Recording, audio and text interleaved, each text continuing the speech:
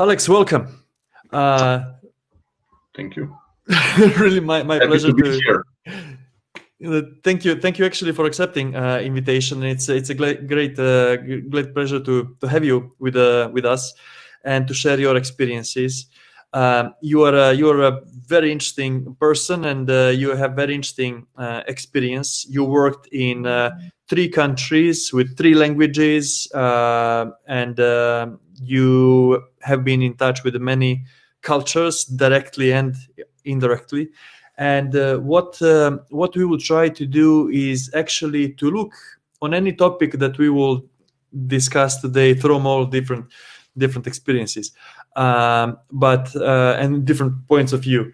But before we start on all of the topics that we may cover, and probably will not cover all of them, maybe just to introduce yourselves to our colleagues that are joining. How come that you became what you are now? where you have from where you started, how you moved, how you gain all of these experiences, how you moved from country to country. So how that was, what was how your experiences led you where you are now? So I think from very early age I was interested in planning. Back then I didn't know that it's called planning. However, from my studies on, I went into the direction of project management and got some junior internship roles in Serbia, and after that, somehow naturally, I would guess the course of events progressed further through going from Serbia to Poland to a bigger company, which more or less by rule has bigger projects. So it allows you to learn and gain more and deeper perspective into any field, I guess. And then I wanted to explore more, which took me further from Poland to Germany. And within Germany, I also had a couple of roles.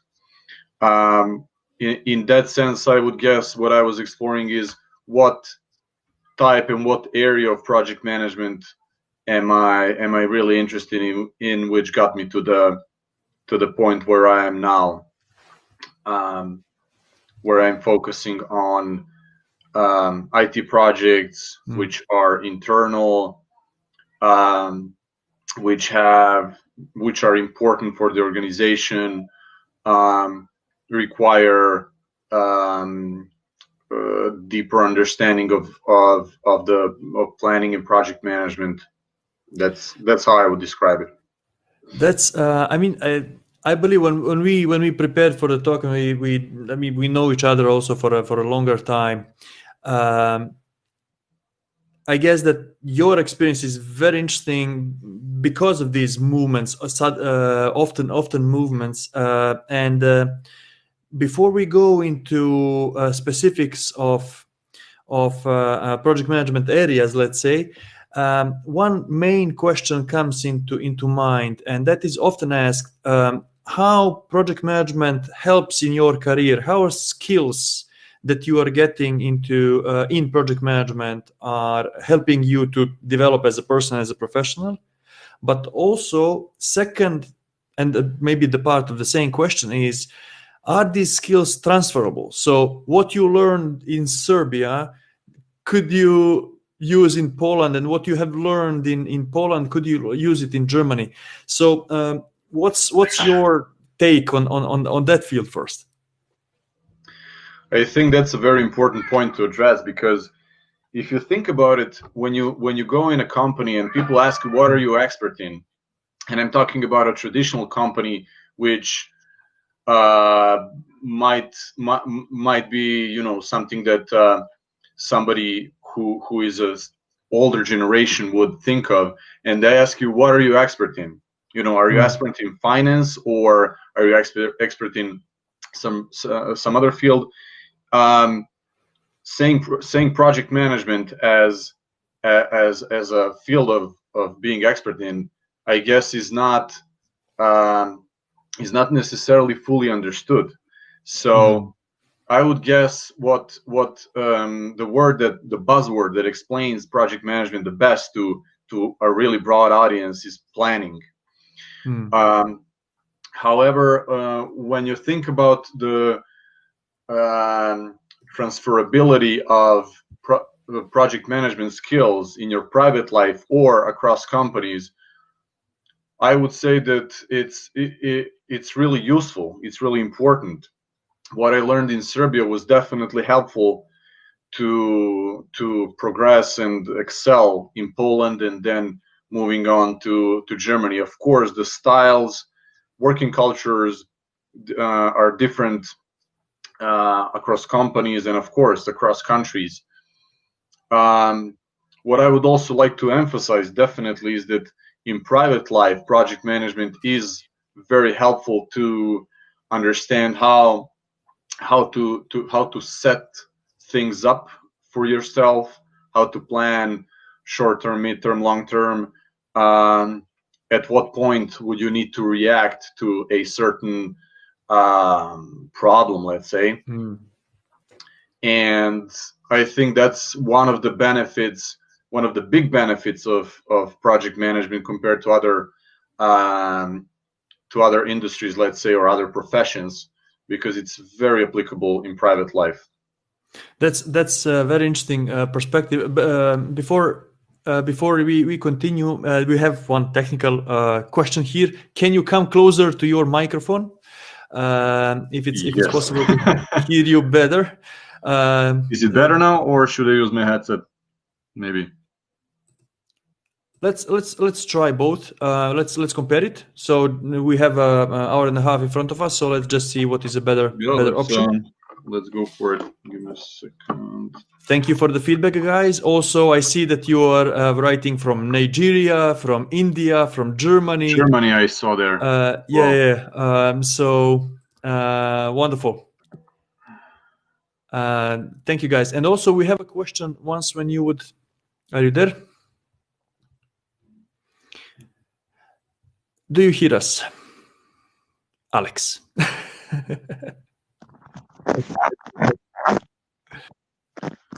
Hello. Can you hear me better now? It seems to me it's much clearer. Maybe to raise up your volume a little bit, if that is possible. Maybe once again. I am guessing that it is possible. Excellent. It is good. Excellent. That is okay. Thank you for that. Thank you, guys, for feedback. That's why we are here all together. Yeah. We had one question here. Have you worked in IT from the start? Have you been leading projects in IT industry from the start, or you switched industries? I did switch industries from the start. I would say more in a service industry.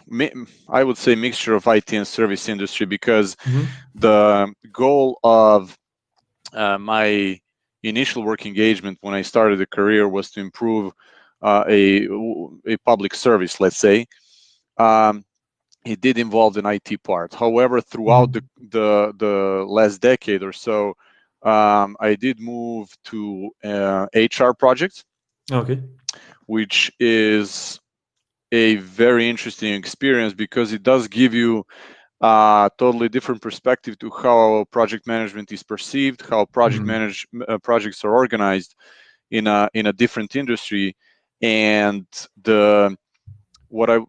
common understanding of terminology which tends to build up in a specific industry, meaning that people who work in IT assume that other people working with them would understand certain terminology, which in HR, of course, exists, but again, it's a different terminology. Hence, one needs to overcome that language barrier, I would call it, which is a wake-up call, I guess, for anybody changing industries. That's maybe it's a good segue to go there. We spoke about where the focus points are in different industries, and especially regarding a stakeholder management. Um, and what do you see there? How you communicate? What is the focus in let's say IT industry, and what is the focus in HR industry? It was interesting perspective that you had.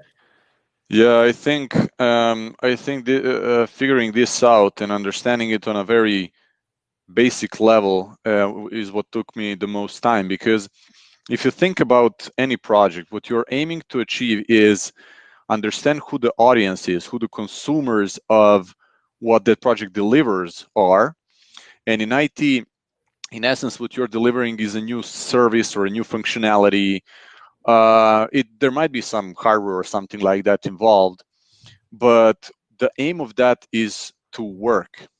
Okay, so it needs to work smooth. If there are problems, then you messed up. Then the service is not good. However, when it comes to aesthetics, um, I highly doubt that there's going to be a senior manager who's going to come to you as a provider or a project manager for that matter and say that this solution is not pretty enough or something like that.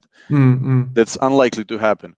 However, in HR projects which have high visibility in the organization, and HR topics are usually discussed between managers, and depending on the topics, in that visibility might go higher. So one of the byproducts of my projects were they were called something like executive summaries. Okay. So top management was reading that and cascading that message to employees. What that means? It means that all the work in the background, which involved some data crunching, in essence, some sort of IT solution as well to support creation of that report, was not so relevant. It didn't matter as much to the consumers of the project product, to say it that way.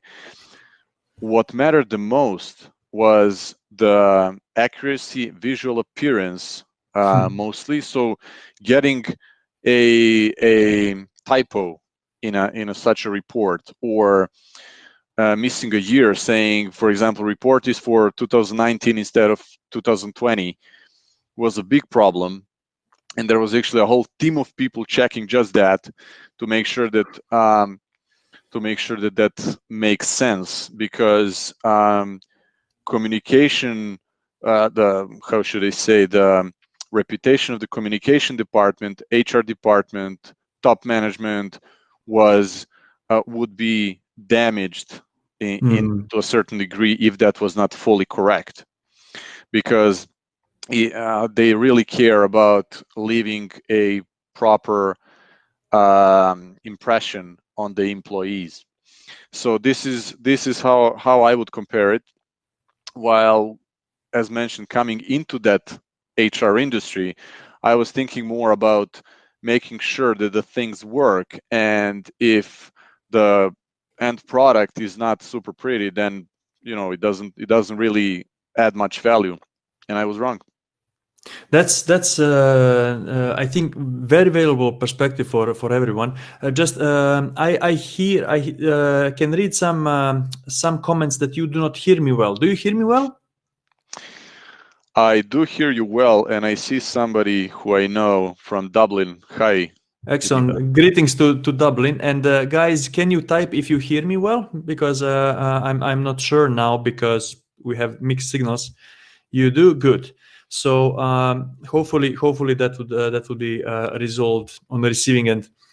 Excellent. Thank you, guys. Thank you for that. So, but coming back to what you were saying, and coming from IT background, you would always concentrate, let's say, on this: what is the end result, and does this thing work, as you said? Is it technically correct? But sometimes focus is somewhere else. It's in a communication. It's in soft skills, in accuracy. That's a very interesting perspective that not necessarily it's always. Yeah, and I'm guessing.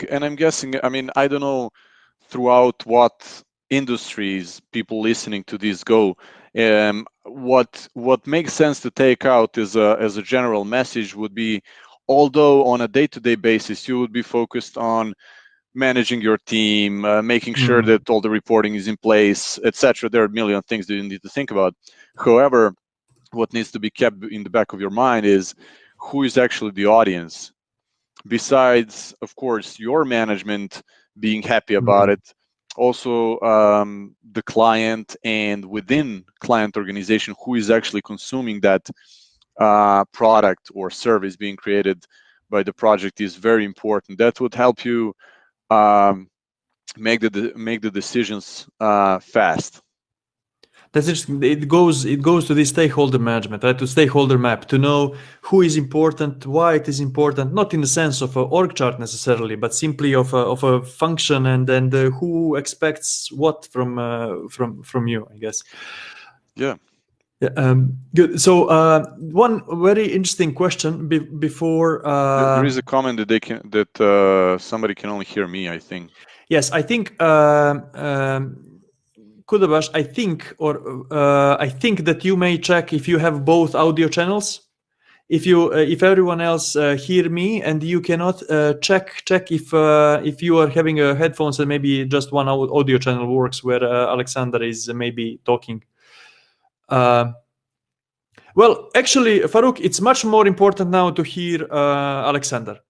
Well, I'm gonna translate. I'm gonna pass on the message because Farouk, you cannot hear Marco. So he said it's much more important to hear me than him. Yeah. So let us know if that were yeah, okay, I can hear both. Okay. It's fine. Let's maybe try to rejoin. I mean that you know how it is when no setting works, then you just try to rejoin and maybe it works. Exactly. So we'll be continuing and hopefully recording will be working for both. So maybe he can check also recording. Good. So before we go to deep into project management practices that we spoke about, there is one question, and I think we should hit it in the hard. And there is something that appears often, and recently we had a discussion on LinkedIn about it. Is will project management be automated, and will AI take it over? So from whatever you saw in these 3 countries and in different languages and thousands of interactions, so what's your take on that? There is no certain answer, definitely, but what's your take? Yeah, there's no certain answer. If anybody would know that answer, I guess that would be a valuable piece of information. But my take on it, I've seen some very impressive artificial intelligence softwares that can do a lot. However, I don't think it would be able to cover all areas of project management. I would say certain areas, yes, in terms of maybe taking notes, for example, speech to text, basically, or a certain similar, maybe even repetitive things. Job plans, kind of. Yeah, exactly. Something like that. However, the human element in it and the communication, reading facial expressions, maybe, or something like that, building trust. I don't think that's replaceable anytime soon. Let's say. Yeah. Although I have to say that from what I've seen so far, certain softwares are getting perfected in specific areas. However, I haven't seen one for project management specifically. Maybe it's not as interesting as maybe medical industry or something like that.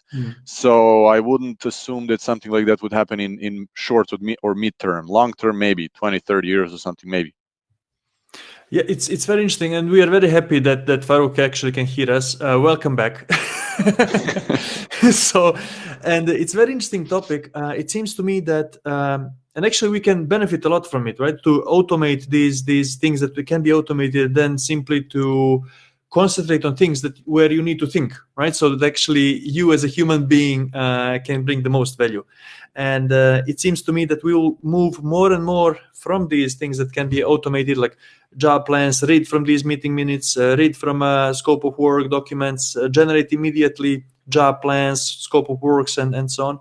But still, this to take all of these stakeholders together to understand different motives, different interactions. It's still hard to do for something that is automated, right? Yeah, that's something that is hard to imagine that a software or something like that would replace. It's just experience based. It takes time to go through that a number of times, and then you figure out how to do it. Yeah. But let's see. Who knows? Let's see. Yeah. We're here to stay. Yeah. Good. So now, Alex, as you may know, actually, as you know, we created also a specific approach to get someone into project management, where we start from communication strategy, from these things, how you communicate, how you organize team, and then we go to planning activities of work veteran structure, scheduling, risk analysis, and other stuff, then to get feedback. And then we go to soft skills, because we both of us agree there that actually without these soft skills and leadership skills, it's very hard to be a project manager. So we would be moving through these areas. And maybe the first question is, when you come into a new company and when you have a project to lead, and when you have tens of stakeholders already pinging you all the time, how do you organize in these times when you are overwhelmed, when you have too much things to do per, as always I say, a square second? So how you actually organize yourself there? So I guess it might be at least partially individual on how one approaches that. My personal approach to that would be to step away, so detach from the actual problem, put it on a piece of paper or in a file, wherever you prefer, and then give it a priority. And it might be that you don't know what matters the most or least. So the task would be to figure that out. Generally speaking, at the beginning, at the start, one of the most important things is to figure out who do you need to talk to.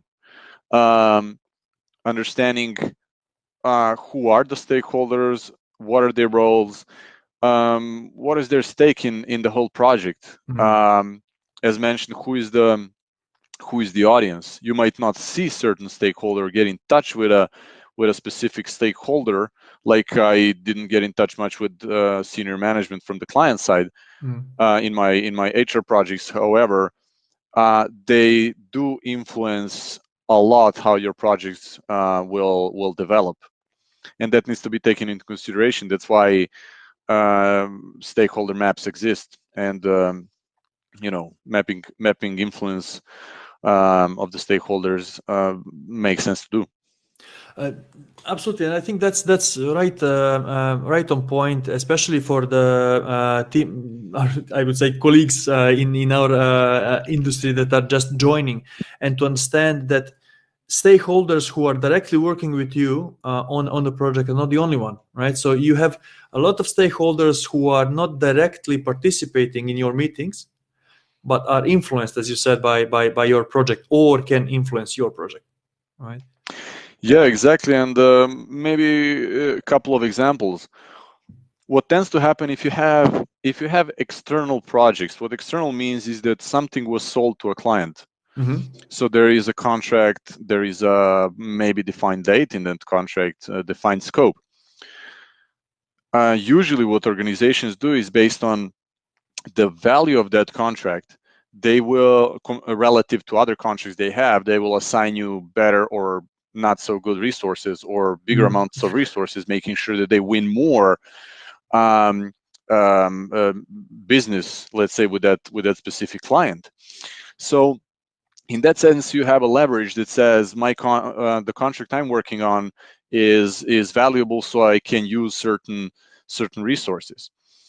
On the other hand, if projects are internal, which in many cases means that you have changing scope, scope creep, basically. What that could mean is that you might need to negotiate with the resource himself is to get his full attention on the project, or negotiate with his manager, because it might be important for the organization but not for the resource. So there are differences in what in those terms, if projects are external or internal. That's very interesting perspective, and it's an excellent segue to the next topic, and probably the key element in the project management at all. It's this communication that is 90% of everything that we do, but then meetings, right? So how you organize a meeting, and it's a huge topic, and it's especially now comparing your experiences from 3 different countries where you have been working. So how do you think, or how you organize meetings that are organized properly, right? What is the properly organized meeting from your point of view, right? And why meeting minutes are important, why agendas are important. So starting from the basics, finding a good time slot, meaning if you can, just some experience-based things. If you can avoid scheduling your meeting after somebody having like 4 meetings in a sequence back to back, that if you can avoid scheduling a meeting immediately after that, that would be really good. Again, of course, day-to-day work does prove us, proves that to be impossible sometimes. However, so from that point, then communicating the purpose of the meeting. I am fond of providing clear agenda with specified duration for each point. However, based on it's feeling based, based on the nature of the meeting and how mature the discussion is about specific topic, you might want to leave that open and plan a buffer. Secondly, of course, meeting minutes. You will, I guess, encounter, and you have encountered probably that there are very effective people who don't keep meeting minutes. I personally prefer keeping meeting minutes because I think it's a good way to remind yourself specifically what was discussed. It is kind of due diligence on any project that has proven to be best practice throughout number of years, not just my experience, but many other way older and more experienced project managers. So time slot, agenda, meeting minutes. The not so basic thing, I would guess, would be within the meeting to be able to cut through the discussion when you don't understand the topic very well. So as project managers, you are not subject matter experts in most cases. You might be. It would be excellent actually to expand that topic now, because it's often questioned. So should you actually be this SME? How to handle when you don't know that topic in the meeting? So just to expand on that one. If we want to expand the topic, I would go one step back and say that project management is in essence the same across all industries, assuming that you understand the terminology on high level. Now, my personal view on that, and within the project management world, there are discussions on forums, should you be SME or not? My personal view is no. You should, as mentioned, understand on high level what the terminology is and potentially be able to challenge certain estimates, meaning if somebody tells you that he needs 3 days to go to a shop and come back home, you want to challenge that estimate, be able to challenge that estimate. And due to the fact that many project managers do not have deep understanding of the subject matter, it's not so easy to cut through the discussion and say, is this what we want to do? So sometimes when I know that I'm not able to do that, I tend to bring sort of wingman, somebody who I tell, like this is something I don't understand, it would be really good if you would be able to summarize in, like, non-IT, non-specific language.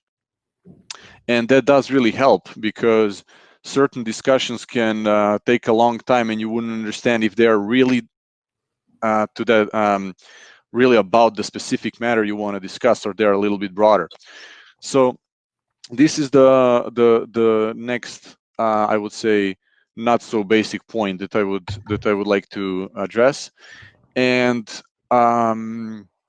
yeah, I guess when we think about finding that time slot again, if you think that the topic has high importance to the organization, the client, management, you might want to make sure that you schedule it as soon as possible, while you have to figure out what can wait. That usually comes natural, and I guess any one of us could figure that out, but it is an important point, because you will, when you manage up, to use the term, you would need to sense if that management is anticipating quick results or not. Those are great points. Honestly speaking, I would need to watch our recordings once again to cover all of the topics that you brought up. It's excellent. So we had the one question that comes back to what you were saying regarding non-technical language. So you would bring someone to, let's say, translate to you, to explain you the area, so to understand it better, and to prepare you for the meeting, right? Or would you bring such a person on a meeting also?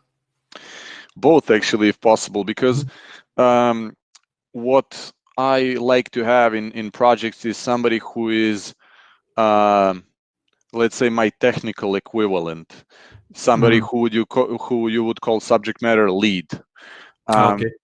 And it would be on that person to understand and be able to translate to me or to management. This is how I would position the project organization, of course, the technical side of things.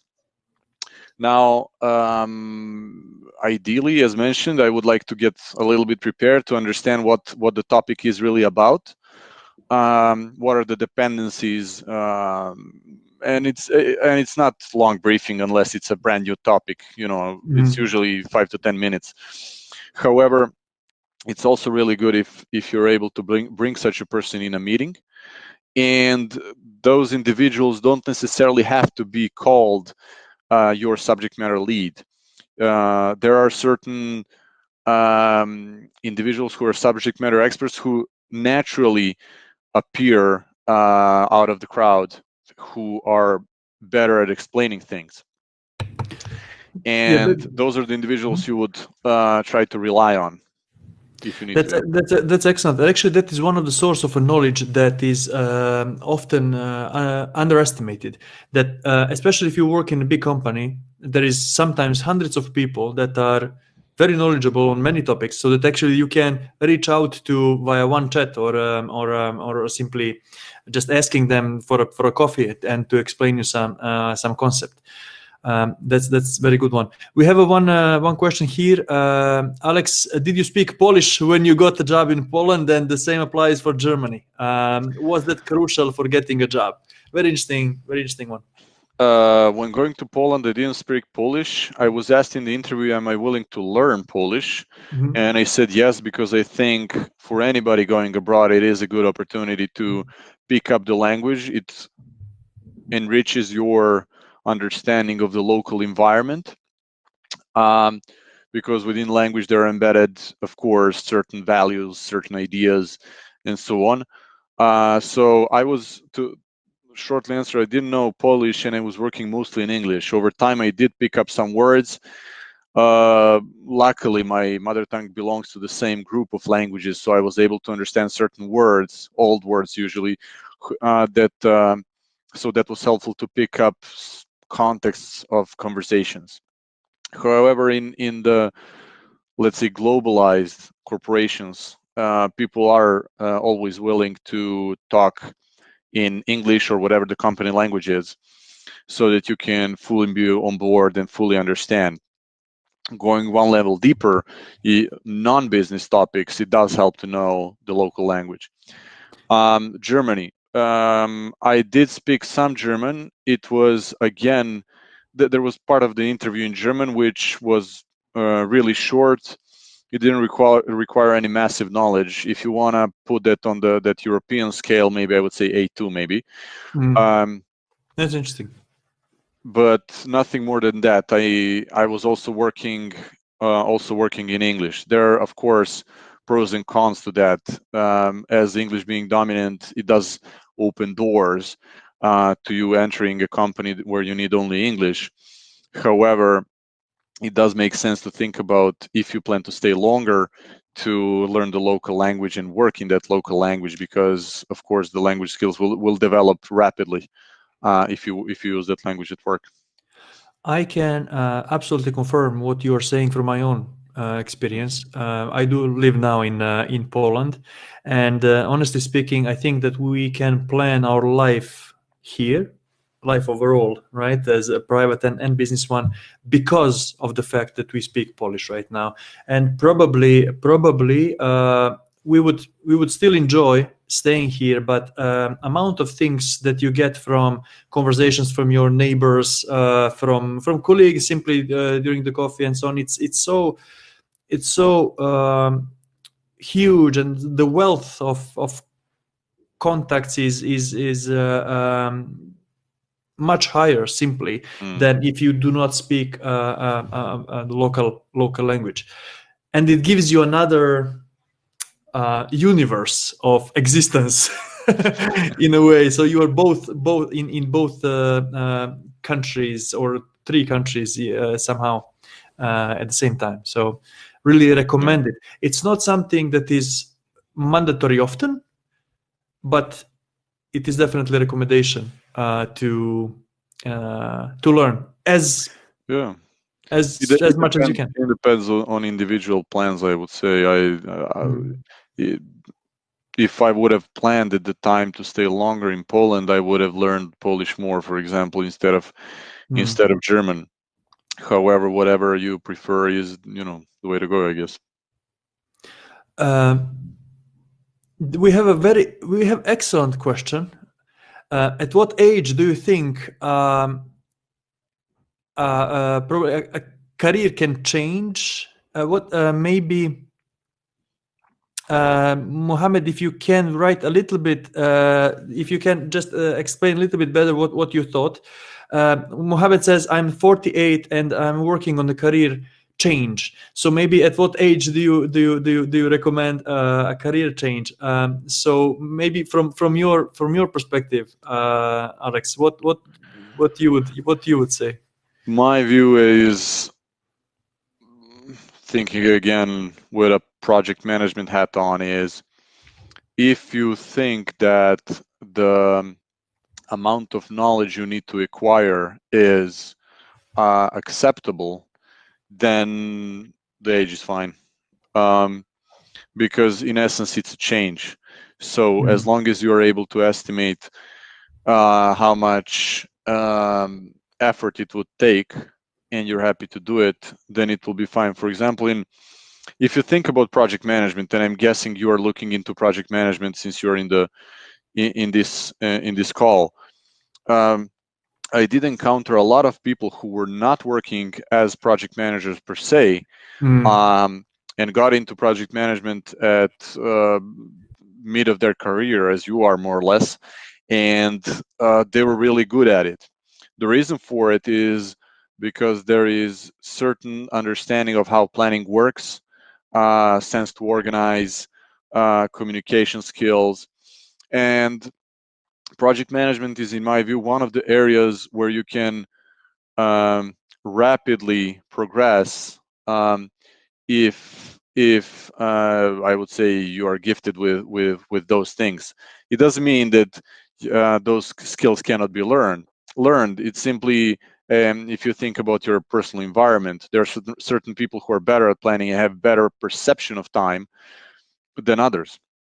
So I would guess, to answer your question, it's the right age. There will be, of course, some topics to learn.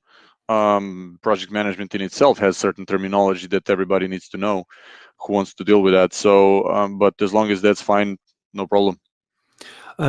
Absolutely, and just today, actually, not long before our call, we had one conversation where I said it's much more important for you who you are as a person, as a project manager and a leader, than what kind of technical knowledge you have.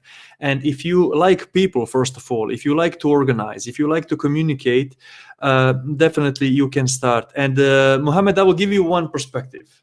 So let's imagine that you go to retirement at, let's say, 60 something, 68 years old. You still have 20 years of a career ahead of you. That is more than I have overall career until this moment in the last 15 years. And I lead a team of 200 right now. So definitely age is not something to stop you. If you simply like to work with the people, to organize them, you may start maybe on a little bit lower salary. But if you are now experienced person, and then you want to start from basics. But then if you show your ability, I think that project management is one of the areas where you really can develop fast, from my own experience and experience of people whom we led. Alex, our conversation goes so well that actually I'm already certain that we will not cover even 30% of topics that we wanted. What is good. So talk about planning. Talk about planning, but anyhow, what is important, I guess, that we can repeat it, repeat the talk, not repeat the talk, but continue in another interview. But let's go now to planning. We mentioned so many times importance of planning, and that you need to plan well. So let's maybe start from these basics. What is your preferred way to create, for example, work breakdown structure?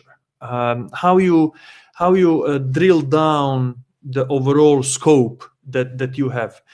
From your experience, again, from all of these different countries, what's your preferred way, and why that is important at all to have this WBS? The point I like to start on is alignment. You might get a number of really smart people who are subject matter experts, and initially what I really like to do is ask a simple question. What do we want to achieve? You know, what's the end product we want to get to? And in most cases, you will get different opinions. And once that is aligned, then the breakdown becomes easier. WBS is something that is very intuitive and logical if you know about it, if you did it once or twice. However, when you're talking to somebody who is not fully familiar with what it means, you might need to translate from the discussion what that work package is. So in essence, this is how I usually start. Alignment. When you get that top level sorted, then breaking down to a WBS stands for work breakdown structure.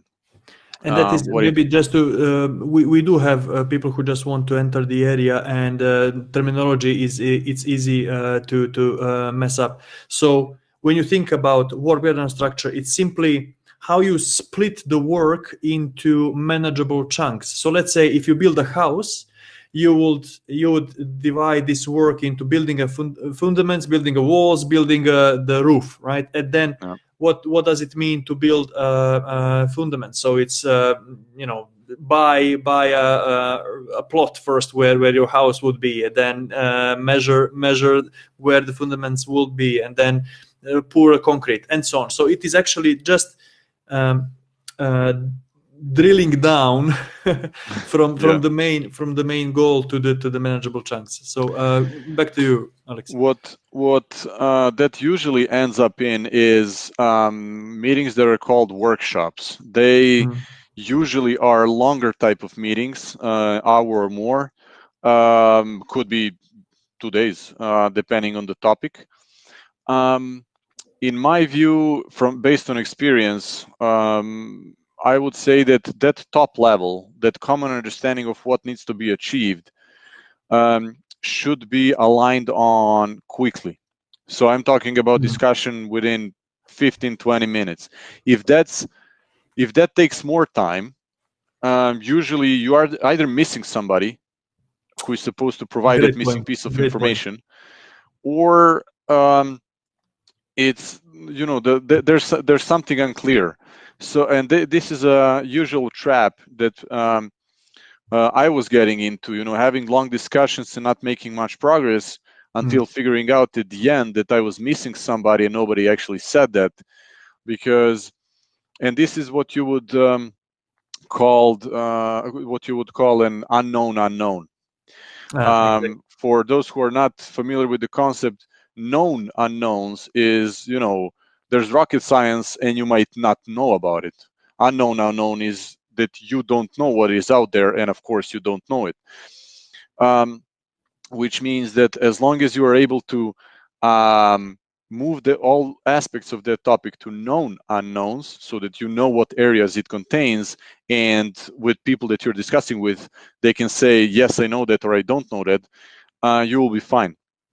So I think that was something that I picked up from previous experience, and that could save a lot of time to anybody doing work breakdown structure initially in the project. One of the questions that I like to ask in these workshops is whom do we miss? Do you everyone on the meeting, does anyone know that we are missing someone actually in this meeting? So it's I don't know whom we are missing, but maybe team members, those who are on the meeting, maybe can say, hey, probably John is supposed to be here. Right, and which is definitely a good question. It would probably help solve the problem, I guess. Yeah. And then once when you more or less know what the scope is, you try to map it to the schedule, right? And when we spoke before, we spoke about two main categories. One is of a fixed scope, so when you pretty much know what needs to be done. And another one is fixed end date. So when you need to know when this thing needs to be delivered, right? So for example, there is a sport event. 2 sport clubs are coming to this Sunday, and that's that Sunday. So how you approach these two different topics? So if we wanna reflect that upon the 3 main project constraints, so budget, time, and scope. Budget is what it is. You might get extension, you might get reduction. You have usually minor influence on it. What drives the schedule is usually either there is a fixed date set by management, the client, and Contract, so on, and you basically need to figure out with the team how and what you can do until that date. And if that's satisfactory, then you move on. The second option is you get a scope. They tell you, we want to have this. Go away, make your plans, come back and tell us by when it could be done. So as a project manager, what you're trying to answer, the basic questions that I believe project managers should be answering to the management is what should be done and by when. How it should be done is the aspect that I was mentioning, where you need the subject matter expert that will be able to translate that if such questions exist. And they might. It depends on who is in your who is monitoring your project, who is in your steering committee, or whatever term you use, projects board. There are many terms. for those bodies that you report to. Yeah, there is one question from Mohammed. If I want to choose project management as a career, where should one start? Academic degree or professional certificates and program?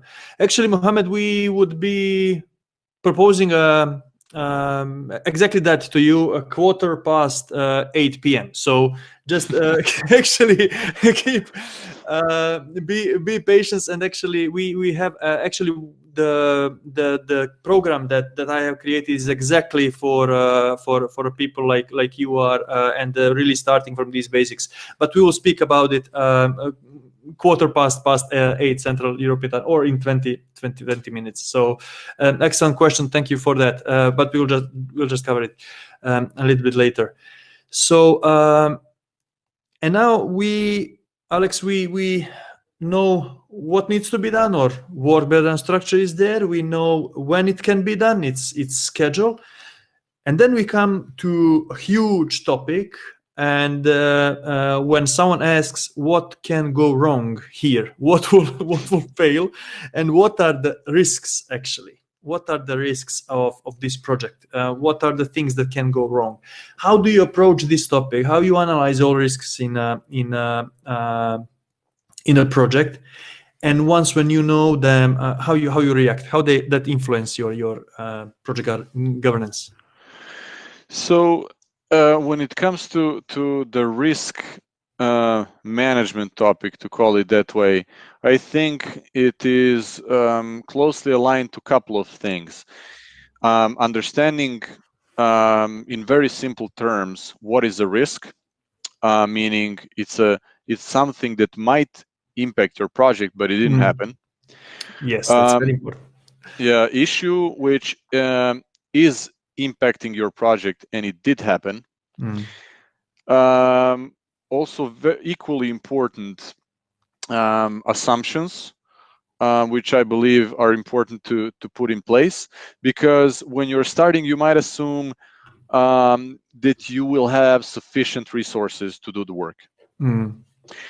What I would like to always emphasize is, when you are providing that one pager or project charter or whatever format it takes initially, when management tells you that something needs to be done, to put such assumptions in place, because those will eventually, if not true, end up in your risks and issues log.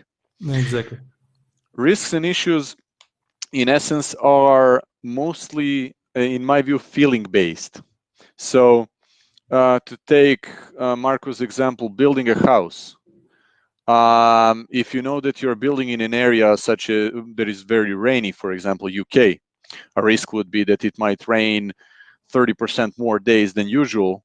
So your schedule would be postponed by 30+% because it takes time to dry, I guess. So that based would be on our SME experience in building houses. Yeah. Yeah, exactly. So this is one of the areas, and when you think about it, how do you react to that? How do you actually manage a risk? Again, taking that example, you could mitigate that by building in summer. You could mitigate that by putting in place a cover in the construction area or something like that. You could also accept the risk and say, it is what it is. It's something that I cannot impact. So what I'm mentioning here are the so-called strategies. So mitigation, acceptance, what I was just mentioning. You could also transfer the risk, meaning, let's say, buy an insurance saying, if I don't finish by that date because of rain, insurance will pay up the costs that are incurred to the client or to yourself. So you would need to understand for each of those risks how probable it is. Again, if we take the same example, rain. So this is something that is based on the data analysis, maybe unlikely, but the impact is big. Same would be, I don't know, earthquake. So it's unlikely to happen, but if it happens, the impact is really big. Everything stops. On the other hand, the risk is also that the price of, I don't know, concrete might rise. So, or might change unfavorably, whatever that means. So, in that case, the probability is probably higher, or it might be depending on what the market says, but the impact is lower. So it wouldn't be as impactful as this, and you can plan maybe a reserve of money for it. You say, I can plan 10% more money for materials because I expect in the duration of building that house that the price might change, so my expenses will change, and so forth. Yeah. Yeah, excellent examples. And first of all, we'll continue with those. And thank you very much for asking questions that are targeting our abbreviations. So when I say SME, that means subject matter expert, or in other words, it's someone who is very good in knowledge on a specific topic. Meaning that if you speak about network equipment, this is probably your networking engineer. Or if you speak about making cookies, this is probably your chef. Yeah, Novak Djokovic is, for example, SME in tennis. Very good one. Yeah. Very good one. So thank you for actually reminding us that this project management language is, of course, as any professional language, is not understood immediately. And thank you for those. So Alex, coming back to your example of building house, and you mentioned one interesting thing. There is a rain. There is an impact on the construction, and you said there is an option to build a cover over the building ground, and how this would impact other areas of your planning. Will it impact your scope or your schedule? How this impacts?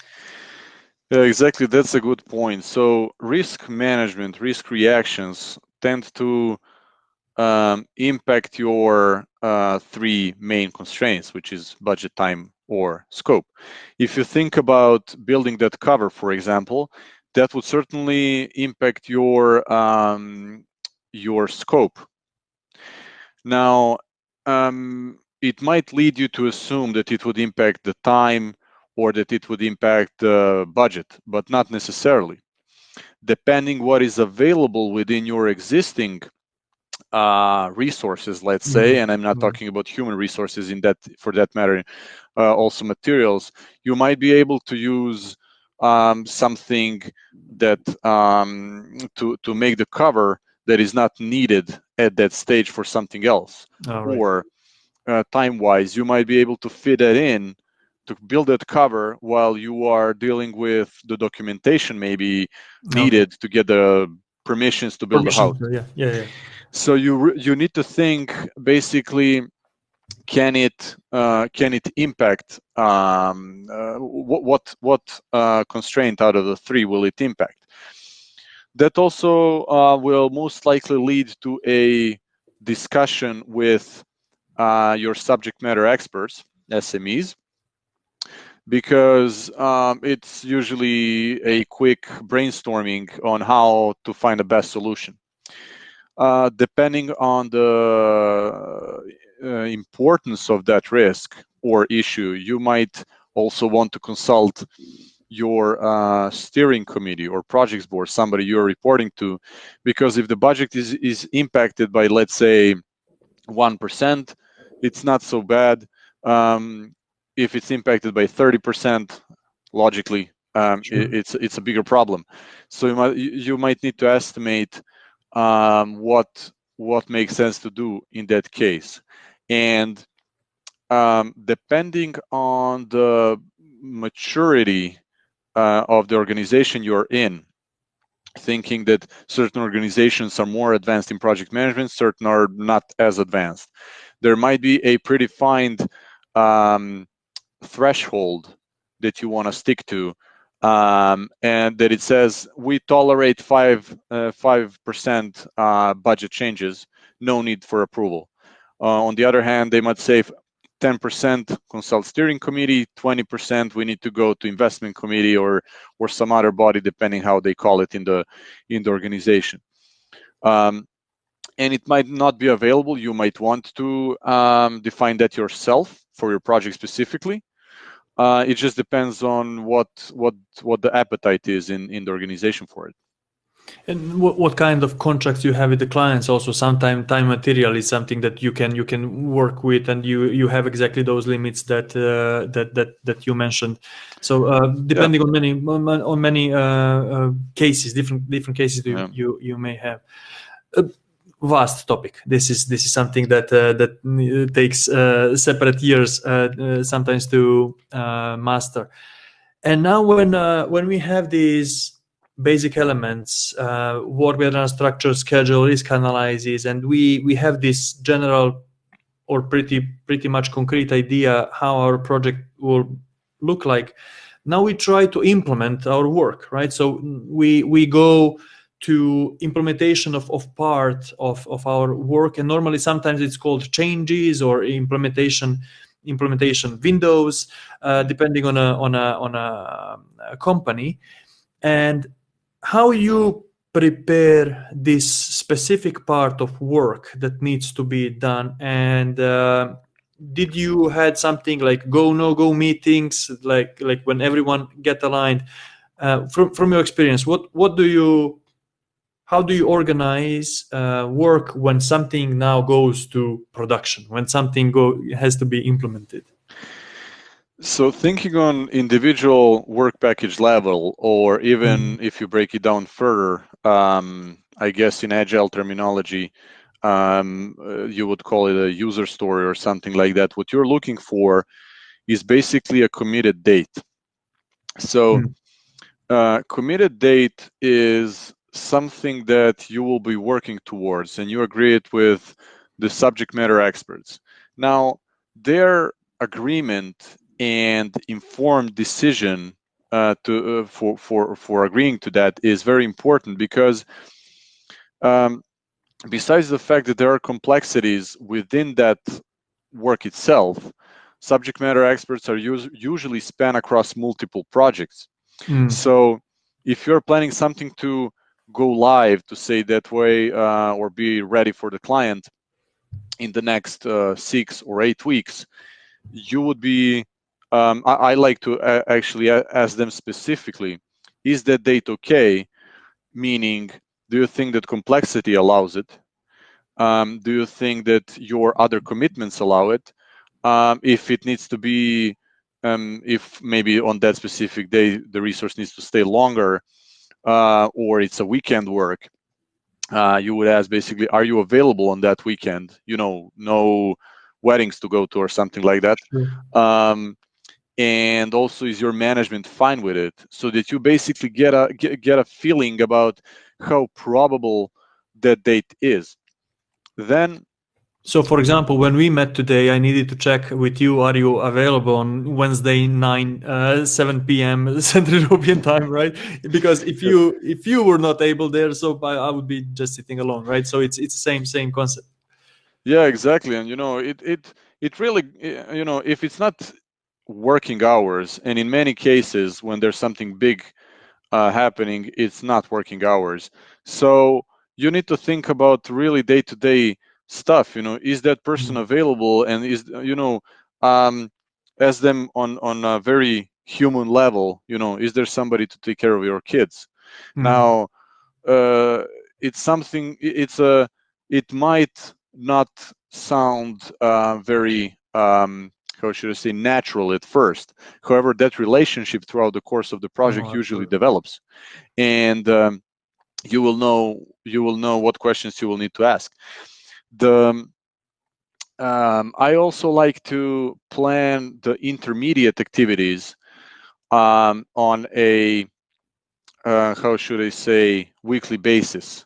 So if you think, give it some buffer, more or less. If you think that it's achievable in 4 weeks, give it 5 weeks or 6 weeks if your schedule allows that, so that you can basically give people some breathing space, some wiggle space. In that sense, it makes total sense to think about the communication. Imagine, again, building a house. If you know that you want your house to be ready in 3 months, what you might want to think about is communicating the fact that there will be noise to your neighbors, or whoever might be impacted by that, or that you would be using certain parts of the road to access that piece of land where you want to build a house, so that people are aware of it, and this is what stakeholders really appreciate. The go no go meeting is something which is basically readiness meeting. Yes. What it means is, let's ask ourselves, are we ready to go ahead on that specific date?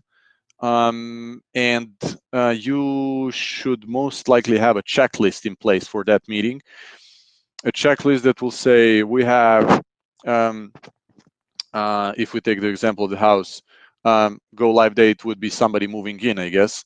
So you want a checklist that the house has been fully built to the, what is it called, gray stage or something like that. Then you would make sure that water, electricity, etc. is available. So you would tick those boxes. Exactly.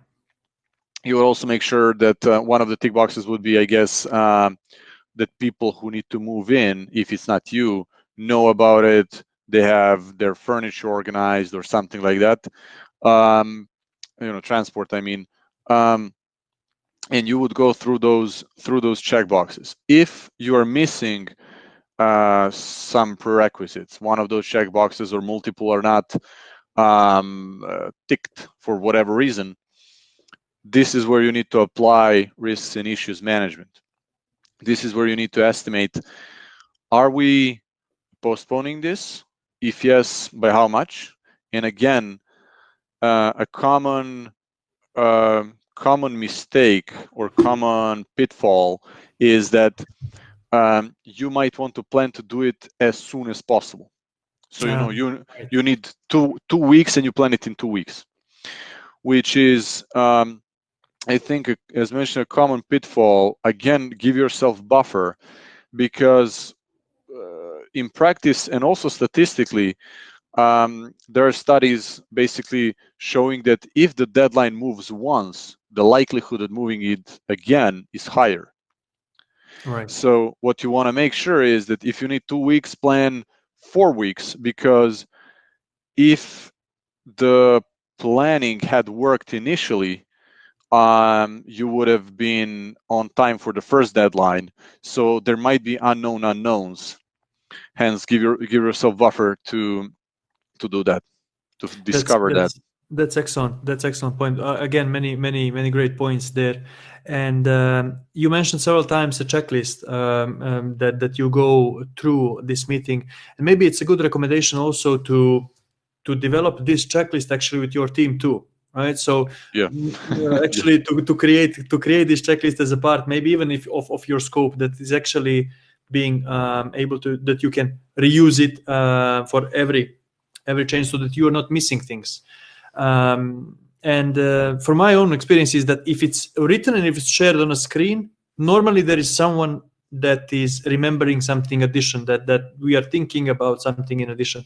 If there is nothing on a screen and if you're just talking around, generally things are being missed, right? So it's a yeah, it's true. It's one of those things, I guess, in the working remotely or working in person, such meetings like kickoff meeting, workshop meetings, go no go meetings, or for that matter, usually celebration meetings or something like that at the end, lessons learned or something like that, is what makes sense to do either in person, preferably, or if not possible in person, also screen sharing with making sure that there's constant interaction of the participants, so that everybody's on board with what's being discussed. Because as we all know, throughout each meeting, people receive a number of emails, people are pinging them, and they tend to get distracted. Absolutely. You mentioned lessons learned, and that's something that is the last question before I let you a little bit rest and to answer on Mohammed's question also. So, what are lessons learned? How do you use them? How do you why they are there at all? So lessons learned are a useful tool that, but there are again certain pitfalls that that everybody should be mindful of. So lessons learned are something that you sit down with the team and you talk about what has been done well or not so well after you finished either certain important part of the work, or at the end of the project as part of the project closure. Now, you usually have a couple of sections there. There are, of course, a number of templates to use, but what it boils down to is what went well. So what do you think was good? And what do we think should have been improved? And naturally, what people tend to focus on is what was done well. Because what people will think is that there might be finger pointing. Exactly. It's just a natural reaction to something being bad. Everybody wants to be effective. Everybody wants to do good work. So it is important to position that initially in the meeting, that the purpose of that meeting is not finger pointing, and that team as a whole takes responsibility for everything that went well and that didn't went so well. Of course, the major part of learning comes from things that didn't go so well. Absolutely. There is a common problem, I would say, with lessons learned, because once you create that file, you upload it to a folder and everybody forgets It's about it. there. Exactly. Yeah, completely. Exactly. So and it's, I would say, not 100% realistic to ask people, after a month or 3 months, to ask them, do you remember what we discussed, what's in that file? What matters probably most is in the next meeting, in the next similar situation, is to not repeat the mistake and refer back to that lessons learned. Because as you may know, as soon as you finish the other project, even if not before, you and your resources will get new task, another project. People will be busy. People will be thinking about something else. I need to finish up this first thing so I can focus on the other thing. So sometimes it's not easy to get people focused on that. That's so true. And for me, the main question is how we make sure when lessons learned are generated to incorporate these conclusions into future project plans, into future templates, checklists, and so that we immediately improve on our system. Because if we leave these lessons learned to be somewhere on a shared drive, it's just buried knowledge. What I like to do basically is create a common repository so that goes broader than your specific project. It goes up to the level of the team of project managers that you might belong to. So that common folder would contain all the lessons learned. So what I like to do in my team is create a knowledge sharing session out of all those lessons learned. So what you would get is an opportunity to talk to the likes of you, so project managers, who would be able to tell you, you tell them this went well, the schedule was not right, it got delayed, and they would give you their professional opinions on how that could have been prevented, solved in a different situation, and so on. And I think that is an important platform for everybody to be able to openly discuss about problems they had in the project, where they don't have their management, they don't have their SMEs, but they have people who are facing the same challenges as they do. Basically the team itself grows through that knowledge sharing. Excellent. Alex, we managed to cover 2/5 of topics that we wanted. But before we continue, I would just like to share a screen and actually to answer on a question that Mohammed has, and that is how to start actually a career in project management. And this is something that is the key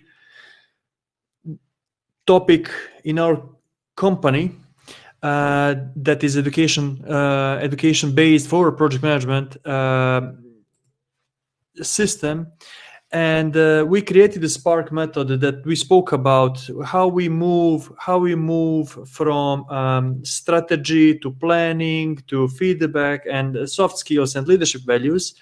And normally this full price of this course is around 185 pounds.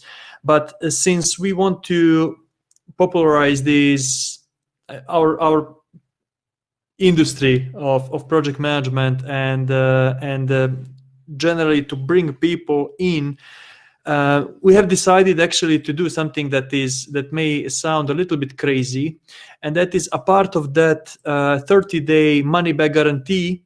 We have decided that you will have, if you join the course, you will have a personalized feedback on case study that is inside the course. Then you will have a personalized answers on any questions that you may have inside the course. And then actually you have 90% discount on these things. And then instead of $355, that is all of these things together normally in some in total value, we have prepared actually a package for you that is $13. And the reason why is that, first of all, the main reason why we are doing all of this, why we are sharing knowledge, why we are having these webinars, why we are creating these courses, is first and foremost to help others.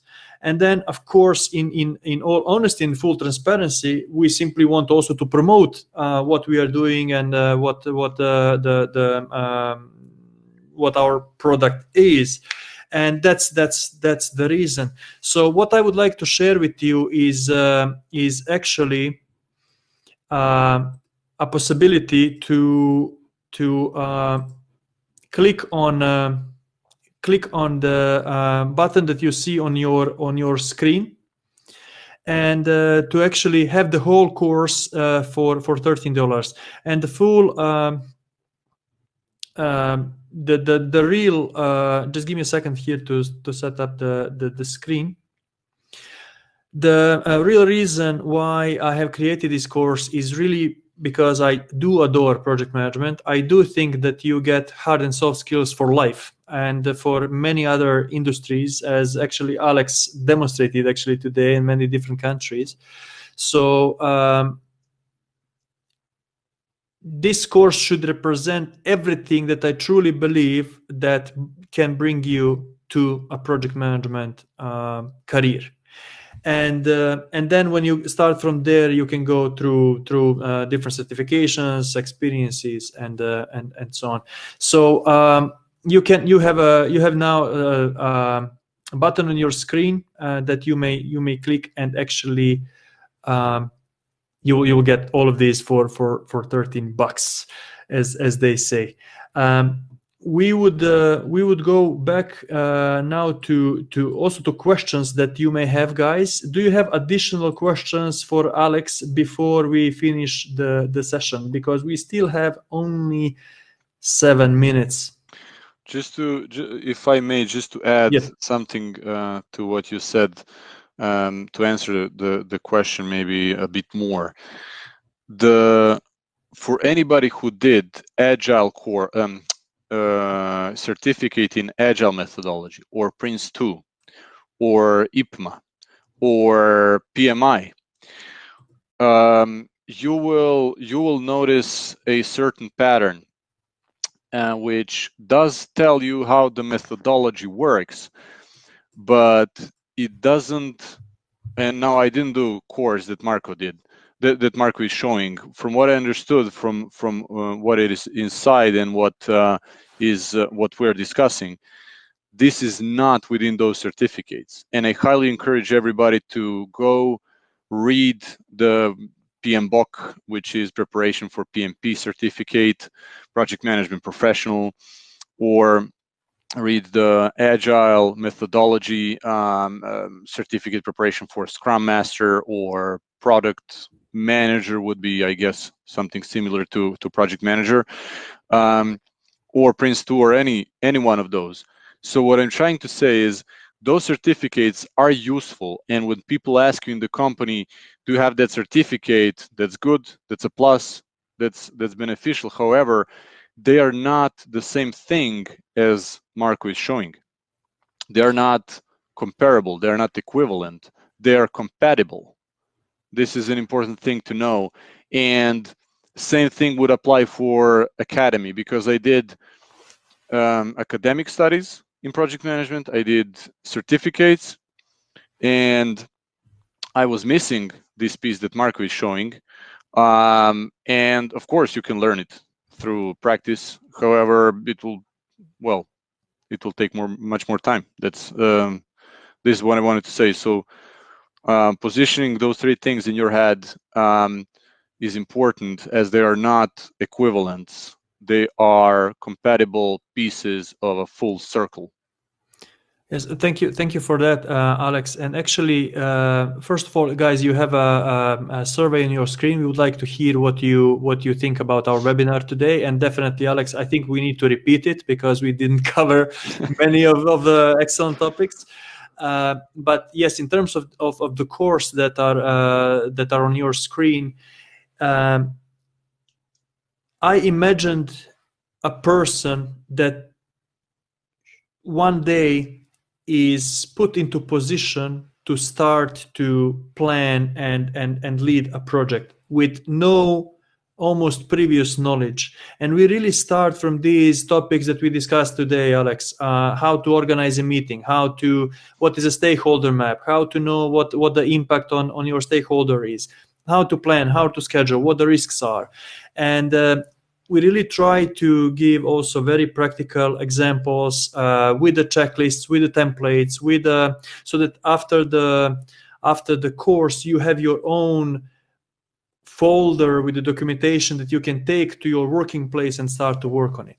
And I think, Alex, something that we, I guess, learned and got from experience is that you appreciate a lot when you can reuse things, when you have your templates that you can reuse, not to start from scratch, I guess. Yes, that's definitely important, because you will, I guess, as I did, as Marco did, most likely save templates from previous companies and bring them into the new ones, simply because they're good, and they've proven through practice that they are good. So, and this is something, I guess, that the course offers. Yes. So it's unbelievable, at least from my point of view, how fast this hour and a half passed. And guys, I will return. It's no worry, Faruk. Actually, it will be already saved, so no problem there. I will go back to video. So, Alex, thank you so much for the pleasant evening. I hope that our guests got as much as I did. It was true pleasure. The fact the talk was good is showing also that we did not cover so many things that we wanted to talk about. So hopefully we'll meet again and share experiences. And yes, guys, you will get a recording of this presentation. It will come as you will get a link for a recording for this webinar. It will come as a follow-up email to your mailboxes. So, Alex, once again, thank you so much. Thanks for inviting me. I think it's a really nice opportunity to talk about something I believe I'm knowledgeable about. that people are interested in, because as you may imagine, talking to the people in your house about this might not get the full attention. If anybody wishes to connect with me on LinkedIn, feel free to do so. If you have some specific question you would like to get addressed, also feel free to reach out. In the natural human capacity, if I get one question, I'll answer it quickly. If I get 50, it will take some more time. So please excuse me if I'm not as fast as you might expect in replying. Absolutely, that is a great offer, Alex. And yes, guys, of course, you can follow us also on LinkedIn. We are active there. We try to also have these kind of conversations every Wednesday, and with such a great guest as Alex was today. So as we are right on time. Thank you, Alex, very much. Thank you, guys. Let's keep in touch, and have a good evening. Bye bye.